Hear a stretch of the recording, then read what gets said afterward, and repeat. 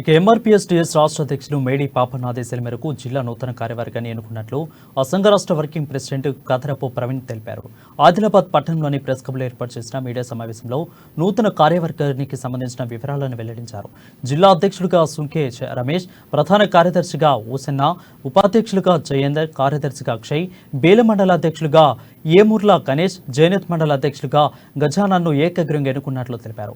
మాదిగల హక్కుల కోసం మా ఎంఆర్పీఎస్ టీఎస్ తరపున పోరాటం చేస్తున్నామని పేర్కొన్నారు. వాటిని సాధించుకునేంత వరకు ఉద్యమిస్తామని స్పష్టం చేశారు.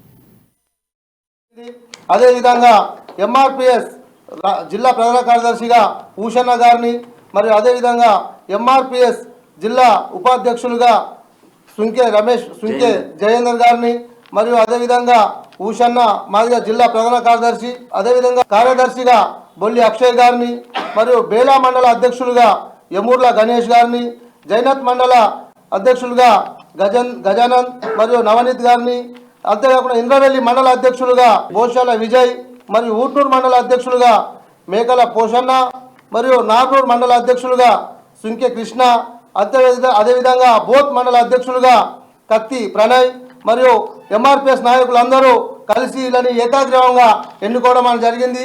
అంతేకాకుండా కొన్ని మండలాల్లో కూడా రేపటి నుంచి తిరిగి మరి మండల అధ్యక్షులను కూడా ఏకాగ్రీవంగా ఎన్నుకొని అన్ని గ్రామాల్లో తిరుగుతూ మాదిగలపై జరిగినటువంటి అన్యాయాలకు ఈ ప్రభుత్వాలు ఈ 30 సంవత్సరాల నుంచి పోరాడుతూ ఉంటే, ఇప్పటి వరకు ఎంఆర్పీఎస్ టీఎస్ నుంచి పోరాడితే ఏబిసిడి వర్గీకరణ కానీ డప్పు చెప్పు పెన్షన్ ఇస్తానని చెప్పేసి ఈ తెలంగాణ ప్రభుత్వం మాదిగలకు మోసం చేయడం జరిగింది.